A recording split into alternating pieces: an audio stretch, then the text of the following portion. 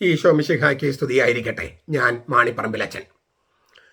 ഉയർപ്പ് കാലം, ലത്തീൻ വേദപാഠകം, ഉയർപ്പ് കാലം 3-ാം ഞായർ. ലൂക്കാസിന് സുവിശേഷം 13 മുതൽ 35 വരെയുള്ള തിരുവചനങ്ങൾ. ഇതാ, അന്ന് തന്നെ അവരിൽ 2 പേർ ജെറൂസലമിൽ നിന്ന് 60 സ്ഥാദിയോൻ അകലെയുള്ള എമ്മാവോസ് ഗ്രാമത്തിലേക്ക് പോവുകയായിരുന്നു. ഈ സംഭവങ്ങളെക്കുറിച്ചെല്ലാം പരസ്പരം സംസാരിച്ചു കൊണ്ടിരുന്നു. സംസാരിച്ചും തർക്കിച്ചും കൊണ്ടിരിക്കുമ്പോൾ യേശുവും അടുത്ത് ചെന്ന് അവരോട് ചേർന്ന് നടന്നു. എന്നാൽ അവനെ തിരിച്ചറിയാൻ കഴിയാത്ത വിധം അവരുടെ കണ്ണുകൾ മൂടപ്പെട്ടിരുന്നു. അവൻ അവരോട് ചോദിച്ചു, നിങ്ങൾ വഴി നടന്ന് തമ്മിൽ വാദിക്കുന്ന ഇക്കാര്യം എന്ത്? അവർ വാടിയ മുഖത്തോടെ നിന്നു. അവരിൽ ക്ലയോപ്പാസ് എന്ന പേരുള്ളവൻ മറുപടിയായി അവനോട് ചോദിച്ചു, യെറൂസലേമിലെ പരദേശികളിൽ നീ മാത്രം ഈ ദിവസങ്ങളിൽ അവിടെ സംഭവിച്ച കാര്യങ്ങളൊന്നും അറിയാതിരിക്കുന്നുവോ? ഏത് കാര്യങ്ങൾ? അവൻ അവരോട് ചോദിച്ചു. അവർ അവനോട് പറഞ്ഞു, നസറായനായ യേശുവിനെ കുറിച്ച് തന്നെ. അവൻ ദൈവത്തിൻ്റെയും സകല ജനത്തിൻ്റെയും മുമ്പാകെ പ്രവൃത്തിയിലും വാക്കിലും ശക്തിയുള്ള പ്രവാചകനായിരുന്നു. ഞങ്ങളുടെ മഹാപുരോഹിതന്മാരും നേതാക്കളും അവനെ മരണവിധിക്ക് ഏൽപ്പിച്ചു കൊടുക്കുകയും ക്രൂശിക്കുകയും ചെയ്തു. ഇതൊക്കെ ഞങ്ങളാകട്ടെ ഇസ്രായേലിനെ വീണ്ടെടുക്കാനുള്ളവൻ ഇവനാണ് എന്ന് പ്രത്യാശിച്ചിരുന്നു. ഇതൊക്കെ സംഭവിച്ചിട്ട് ഇത് 3-ാം ദിവസമാണ്. ഞങ്ങളുടെ കൂട്ടത്തിലുള്ള ചില സ്ത്രീകൾ ഞങ്ങളെ അമ്പരപ്പിച്ചു. അവർ രാവിലെ കല്ലറയെങ്കിൽ പോയിരുന്നു. അവൻ്റെ ശരീരം കണ്ടില്ല. അവർ മടങ്ങി വന്ന് അവൻ ജീവിച്ചിരിക്കുന്നുവെന്ന് പറഞ്ഞ മാലാഖമാരുടെ ദർശനം കണ്ടുവെന്ന് പറഞ്ഞു. ഞങ്ങളുടെ കൂട്ടത്തിൽ ചിലർ കല്ലറയെങ്കിലേക്ക് ചെന്ന് സ്ത്രീകൾ പറഞ്ഞതുപോലെ തന്നെ കണ്ടു. അവനെ കണ്ടില്ല താനും. അപ്പോൾ അവനും അവരോട് പറഞ്ഞു, അയ്യോ ഭോഷന്മാരെ, പ്രവാചകന്മാർ പറഞ്ഞിട്ടുള്ളതെല്ലാം വിശ്വസിക്കാൻ കഴിയാത്ത വിധം ഹൃദയം മന്ദീഭവിച്ചവരെ. ക്രിസ്തു ഇതെല്ലാം സഹിച്ച് അനുഭവിച്ചിട്ട് തൻ്റെ മഹത്വത്തിലേക്ക് പ്രവേശിക്കേണ്ടിയിരുന്നില്ലേ? മോശ തുടങ്ങി സകല പ്രവാചകന്മാരും സകല തിരുവെഴുത്തുകളിലും തന്നെക്കുറിച്ച് എഴുതിയിരിക്കുന്നതെല്ലാം അവൻ അവർക്ക് വ്യാഖ്യാനിച്ചു കൊടുത്തു. അവർ എത്തേണ്ടിരുന്ന ഗ്രാമത്തോട് അടുത്തപ്പോൾ അവൻ യാത്ര തുടരുകയാണെന്ന് ഭാവിച്ചു. അവർ അവനെ നിർബന്ധിച്ചുകൊണ്ട് പറഞ്ഞു, ഞങ്ങളോടുകൂടെ പാർക്കുക. നേരം വൈകി, പകൽ അസ്തമിക്കാറായി. അവൻ അവരോടുകൂടെ പാർക്കാൻ ചെന്നു. അവരോടൊപ്പം ഭക്ഷണത്തിനിരിക്കുമ്പോൾ അവൻ അപ്പം എടുത്ത് ആശീർവദിച്ച് മുറിച്ച് അവർക്ക് കൊടുത്തു. ഉടൻ അവരുടെ കണ്ണുകൾ തുറക്കപ്പെട്ടു. അവർ അവനെ തിരിച്ചറിഞ്ഞു. അവൻ അവരുടെ മുമ്പിൽ നിന്ന് അപ്രത്യക്ഷനായി. അവർ പരസ്പരം പറഞ്ഞു, അവൻ വഴിയിൽ വെച്ച് തിരുവെഴുത്തുകൾ വ്യാഖ്യാനിച്ച് നമ്മൾ സംസാരിച്ചപ്പോൾ നമ്മുടെ ഹൃദയം ജ്വലിച്ചുകൊണ്ടിരുന്നില്ലേ? ആ നാഴികയിൽ തന്നെ അവർ എഴുന്നേറ്റ് യെറൂസലേമിലേക്ക് തിരിച്ചു പോന്നു. അവിടെ കൂടിയിരുന്ന 11 പേരെയും അവരോട് കൂടെയുള്ളവരെയും കണ്ടു. കർത്താവ് സത്യമായും ഉയർത്തെഴുന്നേറ്റു, ശിമിയോന് പ്രത്യക്ഷപ്പെട്ടു എന്നവർ പറഞ്ഞുകൊണ്ടിരിക്കുകയായിരുന്നു. വഴിയിൽ വെച്ച് സംഭവിച്ചതും അവൻ അപ്പം മുറിക്കുമ്പോൾ തങ്ങൾ അവനെ തിരിച്ചറിഞ്ഞതും അവർ വിവരിച്ചു പറഞ്ഞു. ബൈബിളിലെ ഒരു വചനം ചെന്ന് ഒരു വാക്ക് ഞാൻ ആവർത്തിക്കുക. അയ്യോ ഭോഷന്മാരെ. അച്ചോ, സഭ്യമായ ഭാഷ ഉപയോഗിക്കൂ എന്ന് എന്നോട് പറയുന്നവർ ഈശോയോടും പറയണം കേട്ടോ. അയ്യോ ഭോഷന്മാരെന്നൊക്കെ പറയാമോ? എന്തൊരു അഹങ്കാരാണ് കർത്താവിനും ചോദിക്കുവോ? ഭോഷന്മാരെന്നൊക്കെ ശിഷ്യന്മാരെ വിളിക്കാൻ പാടുണ്ടോ? തിരുവചനം ആഴത്തിൽ പഠിക്കാത്തവർക്കാണ് ഈ പ്രശ്നങ്ങളുള്ളത്. ആഴത്തിൽ പഠിക്കാനായിട്ട് ഞാൻ വീണ്ടും വിനീതമായിട്ട് പറയുകയാണ്. ഈ രസതന്ത്രത്തിൻ്റെയും ജീവശാസ്ത്രത്തിൻ്റെയും നിയമങ്ങളാൽ നിയന്ത്രിക്കപ്പെടാത്ത ഒരു സുനിശ്ചിത ജീവനിലേക്കാണ് യേശു ഉയർത്തെഴുന്നേറ്റതെന്ന് ഉയർപ്പ് തിരുനാളിൻ്റെ അന്ന് ഞാൻ വളരെ വ്യക്തമായിട്ട് ശാസ്ത്രീയമായിട്ട് തന്നെ അവതരിപ്പിച്ചിരുന്നു. മരണത്തിൻ്റെ സാധ്യതയ്ക്ക് അപ്പുറത്താണ്, നിത്യത്വത്തിലാണ് ഈ പുതിയ ജനസുള്ള ജീവൻ നിൽക്കുന്നത്. അതുകൊണ്ടാണ് ഉത്തിതരുമായുള്ള കൂടിക്കാഴ്ചകളെ പ്രത്യക്ഷപ്പെടലുകൾ എന്ന് വിളിക്കുന്നത്. പ്രത്യക്ഷപ്പെടലുകൾ 2 ദിവസം മുമ്പ് വരെ തങ്ങളോടൊപ്പം ഭക്ഷണത്തിനിരുന്നവനെ അവൻ്റെ ഏറ്റവും അടുത്ത സ്നേഹിതന്മാർ പോലും തിരിച്ചറിയാതിരുന്നതും അതുകൊണ്ട് തന്നെയാണ്. തിരിച്ചറിഞ്ഞപ്പോൾ പോലും അപരിചിതനെ പോലെ കാണപ്പെട്ടതും അതുകൊണ്ടാണ്. അവൻ ദർശനമരുൾക്ക് മാത്രമേ അവനെ കാണാനും കഴിഞ്ഞുള്ളൂ. മനുഷ്യന്റെ കണ്ണുകളും ഹൃദയങ്ങളും അവൻ തുറന്നപ്പോൾ മാത്രമാണ് മരണത്തെ കീഴ്പ്പെടുത്തിയ അനശ്വര സ്നേഹത്തിന്റെ മുഖം ഈ നശ്വര ലോകത്തിൽ അവർക്ക് കാണാൻ കഴിഞ്ഞുള്ളൂ. ഉത്ഥിതനായ ക്രിസ്തുവുമായുള്ള കൂടിക്കാഴ്ച വർണ്ണിക്കാൻ സുവിശേഷങ്ങൾക്ക് ഇത്ര പ്രയാസമായിരിക്കുന്നത്, ഒരുപക്ഷെ മിക്കവാറും അസാധ്യമായിരിക്കുന്നത് ഇതുകൊണ്ടൊക്കെയാണ്. അതായത് നിത്യത്വത്തിലാണ് ഈ പറഞ്ഞ പുതിയ ജെറുസലേം ജീവൻ നിൽക്കുന്നത്. മരണത്തിന്റെ സാധ്യതയ്ക്ക് അപ്പുറത്താണ്. നമ്മൾ മരണം എന്ന പുഴയുടെ ഇപ്പുറത്താണ്. അതുകൊണ്ടാണ് അത് മനസ്സിലാക്കാനും വർണ്ണിക്കാനും ഒക്കെ ഇച്ചിരി പ്രയാസമാണ്. ഭൗമിക ജീവിത സമയത്ത് അവനെ സ്പർശിക്കാനോ പിടിക്കാനോ കഴിഞ്ഞതുപോലെ ഇപ്പോൾ അവനെ ചെയ്യാൻ കഴിയില്ല. വിശ്വാസത്തിന്റെ മേഖലയിലാണ് അവനെ കണ്ടെത്താൻ കഴിയുന്നത്. ഞാൻ ആവർത്തിക്കുക, അതുകൊണ്ടാണ് ഈ അവൻ പ്രത്യക്ഷപ്പെട്ടു എന്ന വാക്ക് ഉപയോഗിക്കുന്നത്. അവൻ വന്നു കണ്ടു, അങ്ങനെയൊന്നുമല്ല, പ്രത്യക്ഷപ്പെട്ടു. തൻ്റെ വചന വ്യാഖ്യാനം കൊണ്ട് 2 യാത്രികരുടെ ഹൃദയങ്ങൾക്ക് അവൻ തീ കൊളുത്തുകയാണ്. അവൻ വചനം വ്യാഖ്യാനിച്ചുകൊണ്ടിരുന്നപ്പോൾ നമ്മുടെ ഹൃദയം ജ്വലിക്കുകയായിരുന്നില്ലേ എന്ന് പറഞ്ഞത്. അപ്പം മുറിക്കൽ കൊണ്ട് അവരുടെ കണ്ണുകൾ തുറക്കുകയാണ് ഉത്ഥിതൻ. ആദിമ ക്രൈസ്തവരുടെ ആരാധനയിലെ ഏറ്റവും പ്രധാനപ്പെട്ട 2 ഘടകങ്ങളാണ് ഇത്: വചന വ്യാഖ്യാനവും അപ്പം മുറിക്കലും. ഇന്നും കുർബാനയിലെ 2 പ്രധാനപ്പെട്ട ഭാഗങ്ങൾ എന്താണ്? വചന ശുശ്രൂഷയും അനാഫറയും. യേശു വചനം വ്യാഖ്യാനിച്ചത് വഴിയിൽ വെച്ച്, അപ്പം മുറിച്ചത് ഭവനത്തിൽ വെച്ച്. സ്ഥലം മാറി. ഇതുകൊണ്ടാണ് ബേമയിൽ വചന ശുശ്രൂഷയും ബലിപീഠത്തിൽ അനാഫറയും. അത് കർത്താവ് അത് ചെയ്തത് കൊണ്ടാണ് നമ്മളത് ചെയ്യുന്നത്. ലിറ്റർജി നമ്മൾ ഉണ്ടാക്കിയതല്ലേ, സഭ ഉണ്ടാക്കിയതല്ലേ എന്നെല്ലാം പറയുന്നവർക്ക് ഞാൻ ആവർത്തിക്കുകയാണ്, തിരുവചനങ്ങൾ ഗ്രഹിക്കാനുള്ള ആ ഹൃദയ തുറവിയില്ല. കണ്ണുകൾ മൂടപ്പെട്ടിരിക്കുകയാണ്. ഹൃദയം തുറക്കാൻ, കണ്ണുകൾ തുറക്കാൻ നമ്മൾ കർത്താവിൻ്റെ വചനം തുറന്ന ഹൃദയത്തോടെ വായിക്കാനുള്ള മോഹമുണ്ടാകണം. ബാക്കിയൊക്കെ ദൈവം ചെയ്തോളൂ. മോഹമുണ്ടാകണം. കർത്താവ് പഠിപ്പിക്കുന്നത് പഠിക്കാൻ. നമ്മുടെ ആശയം ബൈബിളിലേക്ക് വെക്കാനല്ല, ബൈബിളിൽ നിന്ന് പഠിക്കാനുള്ള ഒരു സരളത, ഒരു ഓപ്പൺനെസ്, അത് നമുക്ക് വേണം. വേദഗ്രന്ഥത്തിലുള്ള വായനയും അതിൻ്റെ വ്യാഖ്യാനവും അടങ്ങുന്ന വചന ശുശ്രൂഷ അത് കർത്താവ് വഴിയിൽ വെച്ച് നടത്തി. പിന്നെ കുർബാനയിൽ അപ്പം മുറിക്കല് അത് വീട്ടിൽ വെച്ച് നടത്തി. സ്ഥലം മാറി. നമ്മുടെ മരിച്ചുപോയ മൽപ്പാനച്ചൻ സ്ഥലം മാറുന്നില്ല എന്നൊക്കെ പറഞ്ഞത് എനിക്ക് തോന്നുന്നു ഈ തിരുവചനങ്ങൾ വേണ്ടത്ര തരത്തിൽ പരിഗണിക്കാത്തത് കൊണ്ടാണ്. ഇതിലൂടെ മാത്രമാണ്, അതായത് വചന ശുശ്രൂഷയിലൂടെയും അപ്പം മുറിക്കലിലൂടെയും മാത്രമാണ് ഉത്ഥിതനുമായുള്ള കൂടിക്കാഴ്ച നടക്കുന്നത്. അത് തീർത്തും വ്യത്യസ്തമായ ഒരു മേഖലയിലാണ്. വർണ്ണനാതീതമായതിനെ ലിറ്റർജിയുടെ ഭാഷാ സങ്കേതങ്ങളിലേക്ക് കൊണ്ടുവരികയാണ്. അതിലൂടെ ഉത്ഥാനത്തിന്റെയും ലിറ്റർജിയുടെയും ദൈവശാസ്ത്രം പകർന്നു തരികയാണ്. ഇങ്ങനെയാണ് ഞങ്ങള് ആദിമസഭയിൽ കർത്താവിന് ഉത്ഥിതനെ കണ്ടുമുട്ടിയതെന്ന് ലൂക്കാസ് സാക്ഷ്യപ്പെടുത്തുകയാണ്. ചുരുക്കം പറഞ്ഞാല് ഉത്ഥിതനായ ക്രിസ്തുവിന് ഒരാൾ ക്രിസ്തുവുമായി കൂടിക്കാഴ്ച നടത്തുന്നത് വചനത്തിലും കൂദാശയിലുമാണ്. നമുക്ക് സ്പർശിക്കാവുന്ന തരത്തിലും ജീവിക്കുന്ന ക്രിസ്തുവായും നമുക്ക് മുമ്പിൽ അവൻ പ്രത്യക്ഷപ്പെടുന്നത് വചനത്തിലൂടെയും ലിറ്റർജിയിലൂടെയുമാണ്. ലിറ്റർജി എന്ന് വെച്ചാൽ ആരാധനക്രമം. അതുപോലെ തിരിച്ചും ശരിയാണ്. ലിറ്റർജി അടിസ്ഥാനം ഇട്ടിരിക്കുന്നത് തിരുവുത്ഥാനത്തിന്റെ രഹസ്യത്തിലാണ്. തിരുവുത്ഥാനമില്ലെങ്കിൽ ലിറ്റർജി ഇല്ല. മറ്റ് മതങ്ങളിലില്ലാത്ത കൂദാശ നമ്മുടെ സഭയിൽ ഉള്ളതിനൊറ്റ കാരണം എന്താണ്? അവൻ ഉത്ഥാനം ചെയ്തത് കൊണ്ടാണ്. ശ്രീരാമനോ ശ്രീകൃഷ്ണനോ ബുദ്ധനോ മുഹമ്മദ് ആരും തന്നെ മരിച്ചവൻ ഉത്ഥാനം ചെയ്തില്ല. അതുകൊണ്ട് അവർക്ക് കുർബാന സ്ഥാപിക്കാനും കഴിയില്ല. മരിച്ചവൻ ഉയർപ്പിക്കപ്പെട്ട ഒരേ ഒരാള് യേശുക്രിസ്തുവാണ്. അതുകൊണ്ടാണ് അവന് കൂദാശ സ്ഥാപിക്കാൻ കഴിഞ്ഞത്. അവന്റെ തിരുവുത്ഥാനത്തിലാണ് ലിറ്റർജി അടിസ്ഥാനം ഇട്ടിരിക്കുന്നത്. അതുകൊണ്ട് തന്നെ അവനുമായി കൂടിക്കാഴ്ച നടത്തണമെങ്കിൽ അവന്റെ വചനവും അവന്റെ അനാഫറയും വേണം, ലിറ്റർജിയും വേണം. ഇത് കർത്താവ് അങ്ങനെ നൽകിയത് കൊണ്ടാണ്. ലിറ്റർജി കർത്താവിൽ നേരിട്ട് കിട്ടിയിരിക്കുന്നതാണ്. ഞാനൊരു 1.5 മണിക്കൂർ നീണ്ട ഒരു പ്രഭാഷണം അതേക്കുറിച്ച് മുമ്പ് ചെയ്തിട്ടുണ്ട്. ലിറ്റർജി കർത്താവ് നേരിട്ട് നൽകിയതാണ്, അതിൻ്റെ സകല വിശദാംശങ്ങളടക്കം. നിങ്ങളത് കുറേ പേര് കണ്ടിട്ടുണ്ട്, ബാക്കിയുള്ളവർ കാണണമെന്ന് ഞാൻ അഭ്യർത്ഥിക്കുകയാണ്. നമ്മുടെ കർത്താവ് നമ്മെ സമീപിക്കുന്ന വിധത്തെയാണ് ലിറ്റർജി എന്ന് പറയുന്നത്. അതിൽ അവൻ നമ്മുടെ സഹയാത്രികനാണ്. വചനം വ്യാഖ്യാനിക്കുമ്പോൾ, വചനം കേൾക്കുമ്പോൾ, വചന ശുശ്രൂഷയിൽ നമ്മളും കർത്താവ് ഒരുമിച്ച് നടക്കുക. അതുകൊണ്ടാണ് ഈ സുവിശേഷവുമായിട്ട് നമ്മൾ ഒരു യാത്രയുണ്ട് കുർബാനയിൽ. സുവിശേഷം ബലിപീഠത്തിൽ സുവിശേഷം കൊണ്ടുവരികയാണ് ബേമയിലേക്ക്. അതൊരു യാത്രയാണ്. അത് കഴിഞ്ഞ് തിരിച്ചൊരു യാത്രയുണ്ട്. ഈ ഒരു അച്ഛൻ അങ്ങോട്ട് നീങ്ങാതെ, ബസ്കസിലേക്ക് പോകാതെ, ബേമയിലേക്ക് പോകാതെ, ബലിപീഠത്തിലേക്ക് പോകാതെ ഒരു അച്ഛൻ നിന്നിട്ട് ഒരു മോണോക്ട് കളിക്കുന്നതല്ല കുർബാന. കർത്താവ് എന്ത് ചെയ്തുവോ അതിനെ അനുകരിച്ചുകൊണ്ടും, എന്നാൽ തിരുവുത്ഥാനത്തിന്റെ വെളിച്ചത്തിലും സഭ കർത്താവ് നൽകിയത് സഭ രൂപപ്പെടുത്തിയെടുത്തതാണ് ലിറ്റർജി. നമ്മുടെ മന്ദീഭവിച്ച ഹൃദയങ്ങൾക്ക് തീ കൊളുത്തുന്നത് കർത്താവിന്റെ വചനമാണ്. അടച്ച് മുദ്ര വയ്ക്കപ്പെട്ട നമ്മുടെ കണ്ണുകൾ തുറക്കപ്പെടുന്നത് ലിറ്റർജിയിലാണ്. അവൻ ഇപ്പോഴും നമ്മുടെ അടുത്ത് നടക്കുന്നു. നമ്മളെ അസ്വസ്ഥരാണ്.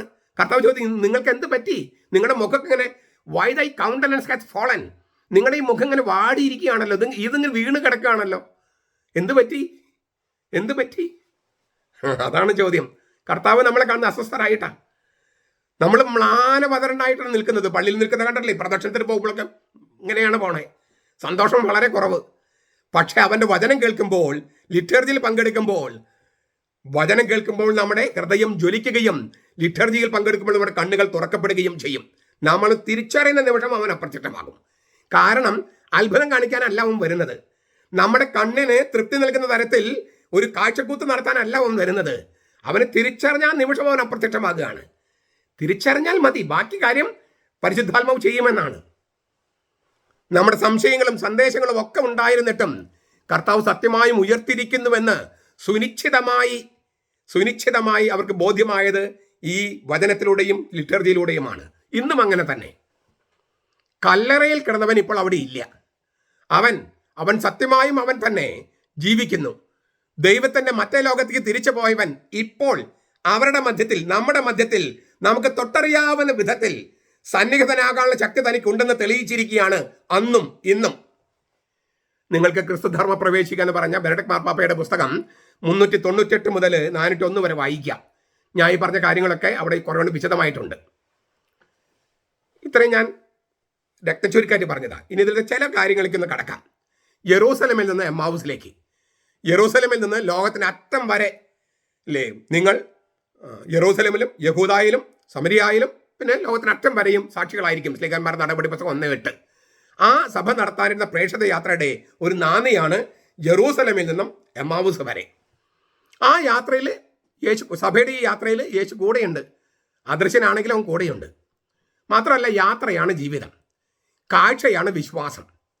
അപരിചിതന് ആതിഥേയത്വം നൽകുമ്പോൾ ദൈവത്തെ കാണാൻ കഴിയുന്ന തുടങ്ങിയ കാര്യങ്ങൾ വ്യക്തമായി ആവിഷ്കരിക്കുകയാണ് ഈ തിരുവചന പാഠം. എവിടെയാണ് എമ്മാവൂസ് എന്ന് കൃത്യമായി നിശ്ചയിക്കുന്ന ഇതുവരെയും കഴിഞ്ഞിട്ടില്ല. 1 മക്കബായർ 1:50. ഏകദേശം 11 കിലോമീറ്റർ അകലെ എന്നാണ് ഇവിടെ ഈ ബൈബിളിൽ എഴുതിയിരിക്കുന്നത്. പക്ഷെ ആ കൃത്യം സ്ഥലം നമുക്ക് കണ്ടെത്താൻ കഴിഞ്ഞിട്ടില്ല. അതൊരു നല്ല കാര്യമാണ്. കാരണം എന്താ, ലോകത്തിന് അറ്റം വരെ എന്ന് പറയുന്ന സ്ഥലം നിശ്ചയിക്കാൻ പറ്റാത്ത സ്ഥലമാണ്. ലോകത്തിന് അറ്റം വരെ എന്ന് പറയുന്നത് നിശ്ചയിക്കാൻ പറ്റാത്ത സ്ഥലമാണ്. അപ്പോൾ അതുകൊണ്ടാണ് ഈ എമ്മാവൂസ് ഏതാണെന്ന് ഇതുവരെയും നമുക്ക് കൃത്യമായി നിശ്ചയിക്കാൻ പറ്റിയിട്ടില്ല. ഏകദേശം ഇത്തരം സ്ഥാതിയോൺ ദൂരം 11 കിലോമീറ്റർ. ക്ലയോപ്പാസ് അല്ലെങ്കിൽ ക്ലോപ്പാസ് എന്നും പറയാം. യോഹന്നാൻ സുവിശേഷം 19:25 ക്ലോപ്പാസ് എന്നാണ് പറയണേ. യേശുവിൻ്റെ വളർത്തുപിതാവായ യോസഫിൻ്റെ സഹോദരനാണ് ഇദ്ദേഹം എന്ന് ചില പൗരാണിക രേഖകൾ പറയുന്നുണ്ട്. യെറൂസലേമിലെ മെത്രാനായിരുന്ന യാക്കോബിന് ശേഷം അവിടെ മെത്രാനായ ഷെമിയോന്റെ പിതാവായിരുന്നു ഈ ക്ലയോപ്പാസ് എന്നാണ് മറ്റൊരു പാരമ്പര്യം. ഈ ഷെമിയോനാണ് AD 77 യുദ്ധത്തിന് ശേഷം ക്രിസ്ത്യാനികൾ വീണ്ടും യെറൂസലേമിലേക്ക് തിരിച്ചു കൊണ്ടുവന്നത്. അത് എവ്സബിയോസ് എന്ന ചരിത്രകാരൻ സഭാചരിത്രം എന്ന പുസ്തകത്തിൽ 3:11 എഴുതിയിട്ടുണ്ട്, 4:22 എഴുതിയിട്ടുണ്ട്. സഭാ സമൂഹത്തിലെ ഏറ്റവും വലിയ നേതാക്കളായിരുന്നില്ല എമ്മാവൂസിലേക്ക് പോയ 2 ശിഷ്യന്മാർ. അപ്പസ്തോലന്മാർ കെട്ടിച്ചമച്ചുണ്ടാക്കിയ കഥയല്ല യേശുവിൻ്റെ ഉത്ഥാനം എന്നതിനൊരു വലിയ തെളിവാണിത്. സഭാ സമൂഹത്തിലെയോ യേശുവിൻ്റെ ശിഷ്യന്മാരിലെ ഏറ്റവും ക്യാമന്മാരല്ല പോയത്. അപ്പം 12 പേര് കൂടി ചർച്ച ചെയ്ത് കെട്ടിച്ചമച്ചുണ്ടാക്കിയ ഒരു കഥയൊന്നുമല്ല യേശുവിൻ്റെ ഉത്ഥാനം. അനാമികനായ മറ്റേ ശിഷ്യൻ ക്ലയോപ്പാസിന്റെ കൂടെ വേറൊരുത്തൻ, ആരാണ്? നിങ്ങളോ ഞാനോ ആകാം, നമുക്ക് തീരുമാനിക്കാം. ഏതായാലും ക്ലയോപ്പാസിന്റെ ഭാര്യയല്ല, ലൂക്കാസുമല്ല. അങ്ങനെയുള്ള ചില വ്യാഖ്യാനങ്ങളുണ്ട്. അതിന് ഞാൻ വളരെ വ്യക്തമായിട്ടൊരു വീഡിയോയിൽ മറുപടി പറഞ്ഞിട്ടുണ്ട്.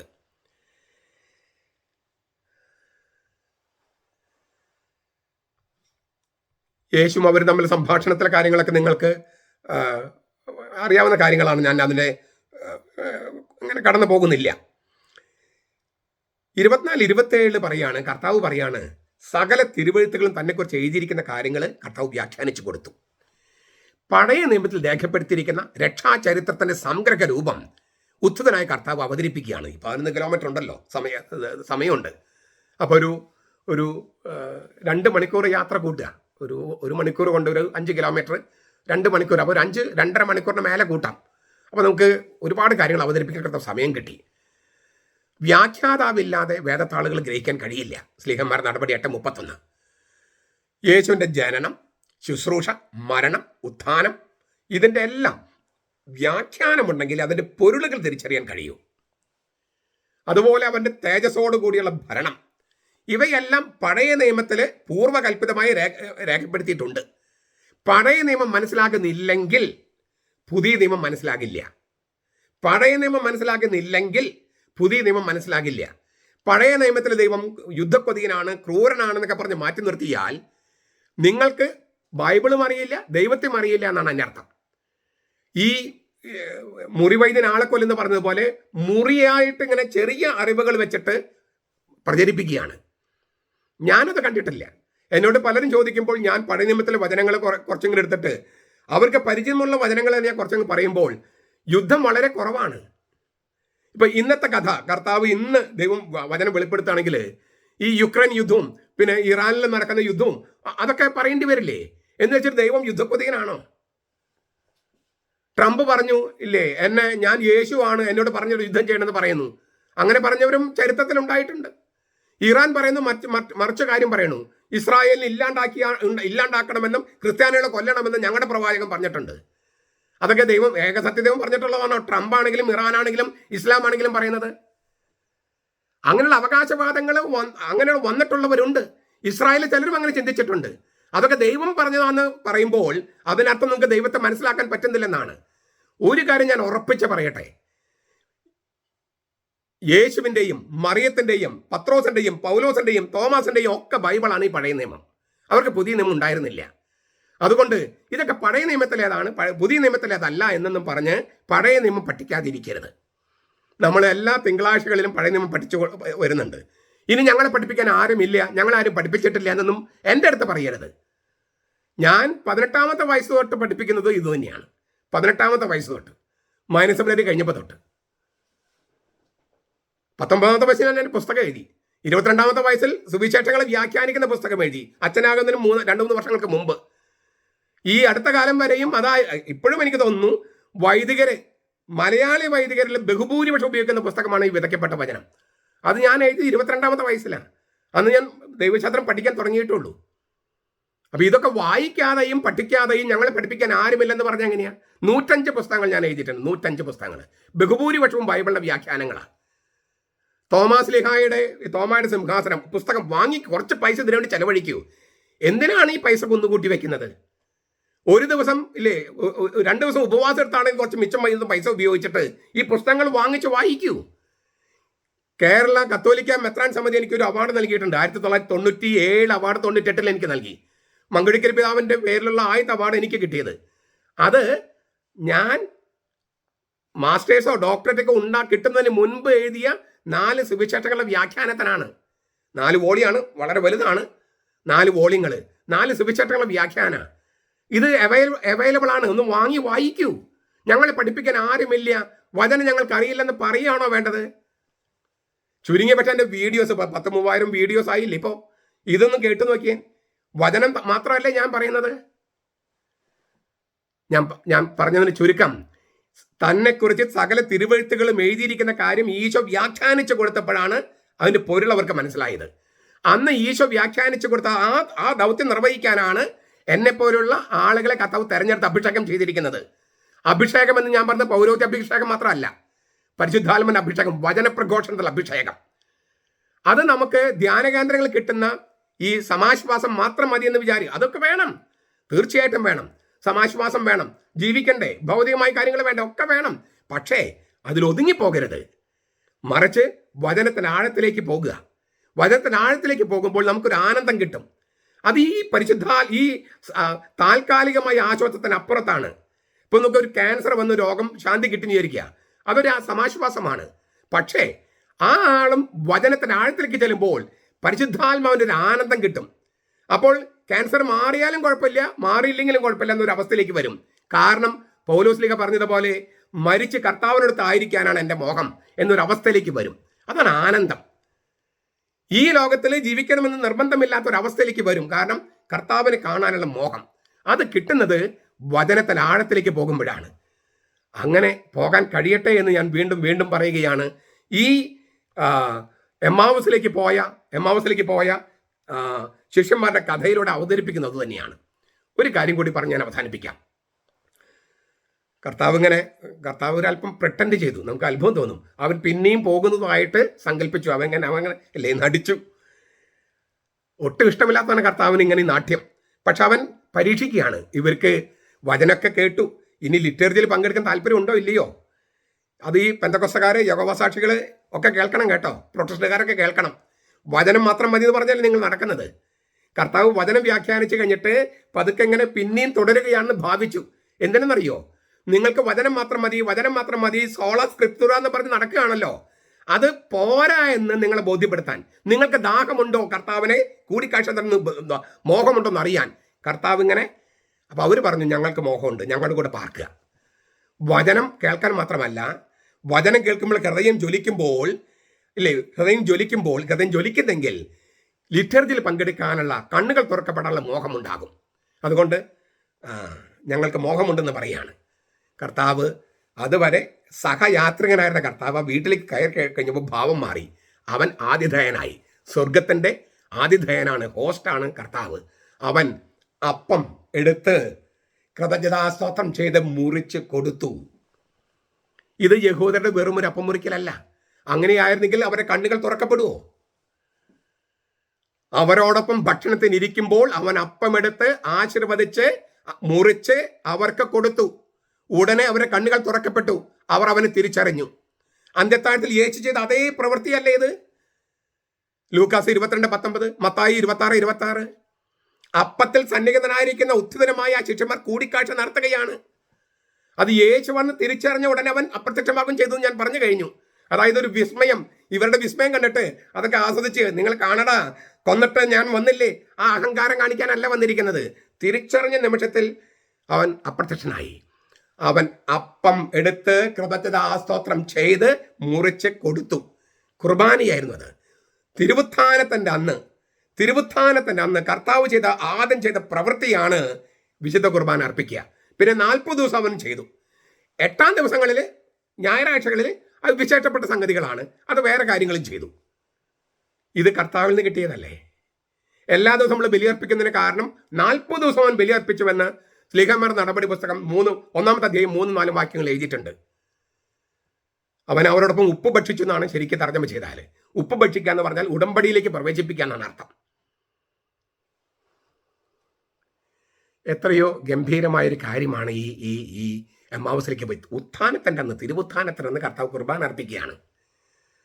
നമുക്ക് ആ കുർബാനയിൽ സംബന്ധിച്ച് വചന ശുശ്രൂഷ, ബേമയിൽ നടക്കുന്ന വചന ശുശ്രൂഷയിലും ബലിപീഠത്തിൽ നടക്കുന്ന അനാഫ്രയിലും പങ്കെടുത്ത് വചന പ്രഘോഷണത്തിലൂടെ ഹൃദയം ജ്വലിക്കാനായിട്ട് അനുവദിച്ച് അനാഫ്ര എന്ന് പറയുന്ന ലിറ്റർജിയിൽ നമ്മുടെ കണ്ണുകൾ തുറക്കപ്പെട്ട് അവനെ കാണാനും കണ്ടവനെ കണ്ടു കഴിഞ്ഞാൽ തിരിച്ചറിഞ്ഞു കഴിഞ്ഞാൽ അവനെ സ്വീകരിക്കാനും അങ്ങനെ അവനുമായിട്ട് ഒന്നാകാനും, അങ്ങനെ ഈ അന്ന് അവൻ എങ്ങനെയൊക്കെയാണോ ഇവരുടെ മുമ്പിൽ അനുഭവിച്ചത്, ഇവർ എങ്ങനെയാണ് പ്രത്യക്ഷപ്പെട്ടത്, എങ്ങനെയാണ് ഇവർ അനുഭവിച്ചത്, അതേ തരത്തിൽ ഇന്നും ലോകാവസാനം വരെ, മനുഷ്യാവതാരം ലോകാവസാനം വരെ തുടരുകയാണ് വിശുദ്ധ കുർബാനയിലൂടെ മാത്രം. അങ്ങനെയാണ് ഈ ലോകത്തിന് മാറ്റം വന്നിരിക്കുന്നത്. ആ മാറ്റം നമ്മളിലൂടെയാണ്. അവൻ നമ്മിലേക്ക് വരുന്നു. പള്ളിയിൽ നിന്ന് പുറത്തു പോകുമ്പോൾ നമ്മൾ സഞ്ചരിക്കുന്ന സക്രാരിയായിട്ടാണ് പോകുന്നത്. മറിയം എലിസബത്തിൻ്റെ വീട്ടിലേക്ക് പോയതുപോലെ കർത്താവിനും ചുമന്നുകൊണ്ട് പോണേ. നമ്മൾ എലിസബത്തും മറിയും ഒരുമിച്ച് സക്രിയയും കൂടി ഒരുമിച്ച് ദൈവത്തെ സ്തുതിച്ചതുപോലെ നമ്മൾ ഏത് വീട്ടിലേക്ക് പോയാലും അവർക്ക് കർത്താവിനെ കൊടുക്കുക, അവരും നമ്മൾ ചെന്ന് കർത്താവിനെ സ്തുതിക്കുക. അപ്പോൾ ഈ ലോകം മുഴുവൻ സുവിശേഷം കേൾക്കും. അങ്ങനെ സംഭവിക്കട്ടെ. നമ്മുടെ കർത്താവ് ഈശോ മിശിഹായുടെ കൃപയും പിതാവായ ദൈവത്തിൻ്റെ സ്നേഹവും പരിശുദ്ധാത്മാവിൻ്റെ സഹവാസവും നാം എല്ലാവരോടും കൂടി ഉണ്ടായിരിക്കട്ടെ, ഇപ്പോഴും എപ്പോഴും എന്നേക്കും. ആമേൻ.